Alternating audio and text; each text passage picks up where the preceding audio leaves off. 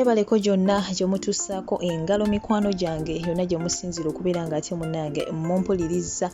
Amanyi Omumbejja Aisha Nassolo weebale kubeera nga ate osubscribinga ku channel eno, naawe atannaba ngenda kusaba subscribinga olikinge ne video eno ate munnange oteekeko n'akadde nsobole okubeera nga ngenda mu maaso n'okubeera nga nkuweereza. Munnange awe nakugamba nti ebyewuunyisa tebiggwaayo era nze nga nakusuubiza okubeera nga nkusumululira mpola mpola ebyo ebyewuunyisa mu nsi. Munnange ku bantu abamu oyinza okwesanga tebyewuunyisa naye kuffa abantu abamu abatali used okubeera nga ebintu tubiwulira oba nga tubiraba. Ebintu ebimu we tubiwulira twewuunya nnyo ne tugamba kino kisoboka kitya naye ng'ate munnange kibaddewo. Mu nsi ezimu kati nga Nepal tegakyali mawulire nti abakyala bafumbirirwa ddala oba kankuyite kuwasa tibawasiza ddala abasajja abasukka mu omu. Nga ffe we tunaawulira nti omusajja awasa abakazi be 3, 5, 10 munnange mu ggwanga eriyitibwa Nepal kino kyo kiri common nnyo era tekiwawaza matu mu ggwanga eryo. Wabula mu mawanga amalala naddala wano ku lukalu lwa Africa kino eno kibadde tekirabikalabika era we kituuka mu ggwanga erimu kugaffa Abafirika kino eno mu butuufu kituwuniikiriza. Kinajjukirwa nti obufumbo omuli omusajja omu nga awasizza abakyala abasukka mu omu, obufumbo mu luzungu tubuyita polygamous marriage. Wabula ate obufumbo mwe tusanga omukyala omu ng'ate munnange ye yeefuze abasajja abasukka mu omu, ate munnange obufumbo buyitibwa polyandry marriage. Era nga weggambye nti muganda wange kibadde tekirabikalabika wano ku lukalu olwa Africa. Wabula ng'ate we kiba kituuseewo era abantu abasinga obungi ekisooka obbajjira mu mitwe basooka ne beebuuza nti yiyi naye ddala ddala omukyala oyo anaasobola atya okubeera nga abasajja abo bonna bonna abayimirizaawo oba nti abasatisfyinga anaasobola atya okubeera nga abasatisfyinga kubanga kinajjukirwa nti we kibeera ku musajja kyangu nnyo kuba abasajja bawasa n'abakazi 10 n'awasa bameka bonna bayagadde naye ate ku mukyala mu butuufu ebibuuzo ebibeerawo biba bingi nnyo. Abamu beebuuza nti watya natuuka ekiseera kwaba ababiri ng'ate ayinako omu gw'ayagadde nnyo okusinga omulala agenda kukikola atya. Ye abaffe ekibuuzo ekirala ekijjira abantu beebuuza nti watya omukyala oyo n'akeera ku makya ng'abaami be bonna bamwetaaga mu budde bwe bumu agenda kukikola atya. So munnange byebyo ebimu ku bibuuzo abantu bye bagenda mu maaso n'okubeera nga beebuuza ate we bawulira ku bufumbo obufaanaganako we buti. Kati nno munnange kkiriza ate nkutuuseeko omukyalo ono ayitibwa Brisbane erinnya lye tusobodde okubeera nga ate munnange tutegeera kwawula ng'asibuka wali mu ggwanga ate muganange erya South Africa. Kyemmanyi eryo eggwanga mwenna baganda bange abampuliriza mulimanyi bulungi nnyo. Era ng'ono munnange yawuniikiriza abantu we yalaze abaami be ababiri be yawasizza omulundi ogumu era nga ye munnange akyenyumirizaamu era agamba nti musanyufu okamala talinaamu kwejjusa yadde n'akamu n'akeddagala kubanga kuva buto kino kye yalinga ayagala. Era yagamba nti yalaba ng'agenda beerera ddala mu bulamu obw'essanyu ng'akimanyi nti alina abasajja babiri ab'amaanyi abamufaako ate era bamwagala okamala nga bali ku ludda lwe. Ate nga abasajja bo muganange bakolagana bulungi ddala era mbujja we yabadde ayogera yategeezezza nti abasajja be bakolagana bulungi ddala tebalinaamu yadde okusikaŋŋana emiguwa nga bano abasajja be tuwulira bawasa abakazi 5 n'abateeka mu nnyumba emu ng'abakazi be bakwatagana. N'ate n'osanga abalala nga bo beerumaaluma balwana bakola batya. Yoona agamba nti babbaabe bonna bakwatagana bulungi ate bonna bamwagala. Era n'abasajja nabo bategeezezza nti muffe mukyala waffe tumwagala. Wabula ng'ekyebuuzibwa nze ekibuuzo kye neebuuza wanaaba asazeewo okuzaala bonna anaabazaalira oba ye ajja kuzaalirako musajja omu. Ye abaffe anaamanya atya nti kati waba azadde omwana ono woono oba ono woono oba ng'ono omukyala yawasizza abasajja bano just for fun nga ye yabawasizza just kubeerawo nga n'ebyokuzaala si byaliko just kubeera n'abasajja be. Kyekibuuzo ate muganange nze kye neebuuza. Omukyala ono yagenze mu maaso era n'agamba mbu kuva dda nga kyalina muvubuka muto ye yayagalanga nnyo okubeera nga afumbirwa oba nga awasa abasajja babiri okusobola okubeera mu bulamu ye munnange bwe yeetaaga. Era agamba nti kuva dda nga akyasoma emu ku ku kkooti ze zaali zisinga okubeera nga ye zimukolera. Ye kkooti egamba nti munnange two heads are better than one, oba mu Luganda kye tusobola okugamba nti emitwe ebiri munnange gisinga ogumu. Munnange byebyo bigenda mu maaso mu nsi. Yagamba nti eyo kkooti ye gye yali asinga okwagala era ye mu drivinze n'okubeera ng'akola kino. Yakkiririza kwegamba mu kubeera ng'abantu mugatta emitwe mubeeko kye mukola. Naye kwe kusalawo awasa abasajja babiri bagatte emitwe ate munnange babeeko kye bakola. Munnange abantu mu South Africa kasita baawulidde ku kino munnange bonna beewunyiza era bino byabunye emitimbagano egy'enjawulo nga nammwe mubitegeera. Nga we tulaba e Uganda nti waliwo ekiguddeyo n'okiwulira ku Twitter n'owulira Facebook nga kwekiri YouTube nga byonna bitambula Instagram. Kati nno munnange ne gana amawulire g'omukyalo ono Brisbane eyasobodde okubeera nga ate ye munnange yeewasiza ababbaabe babiri oba tubayita abasajja be babiri balambirira amawulire ge naye bwe gatyo gatambudde. Era nga munnange mu kutambula abantu ab'enjawulo buli omu yayogedde kikye era nga ngenda sobola ate okubeera nga nkutuusako ezimu ku comments muganange nga wenninda ezizo ate munnange abantu bano kye basobodde okubeera nga boogera ku bino ebintu. Waliwo omu ayitibwa Mark Simon ye yagambye nti and this young lady thinks she will be happy forever. There is no way you satisfy two men together even if you are the richest woman on earth. Ye yagambye nti ono omukyalo omuto yalowooza nti anaabeera musanyufu ebbanga lyonna. Nayongerako ng'agamba nti tosobola kubeera ng'ate omatiza abasajja babiri bonna, tekisoboka ne wooba nga yeggwe mukyala asinga obugagga ku nsi kuno.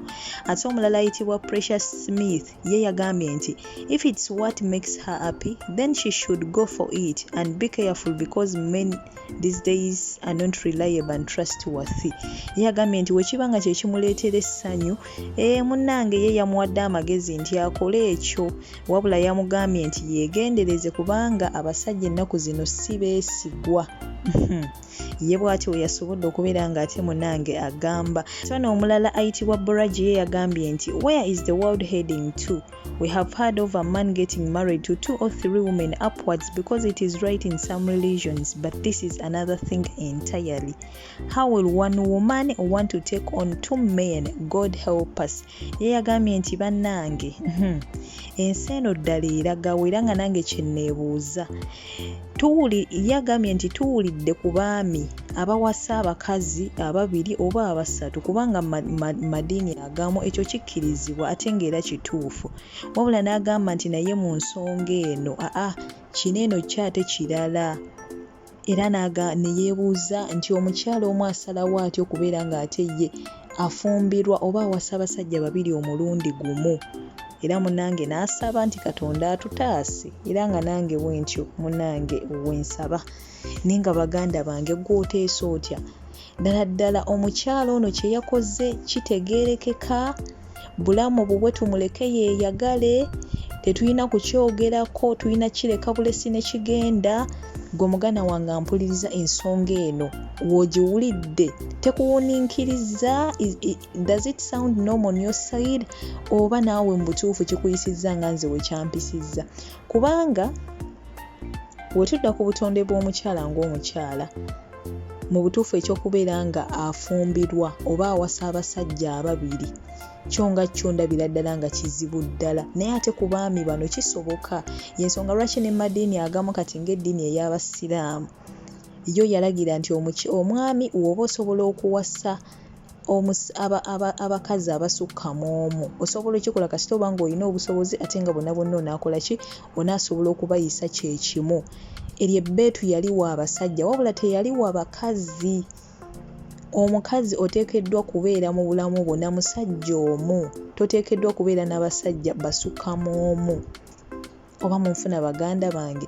Wabula ate wekibeera ku musajja ekyo kyo tekiwuniikiriza. Tubalabye awasizza abakazi bano omulundi gumu.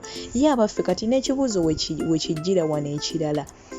Kuba kati ono omukyala simanyi ddiini ye anyway naye ate si musiraamu oba wa ddiini ki, naye ate ng'obufumbo bwalimu buli mu mateeka baamugase n'abaami be bano babiri. Kati nange we neebuuza ddala ebitabo bino ebitukuvu byakyukamu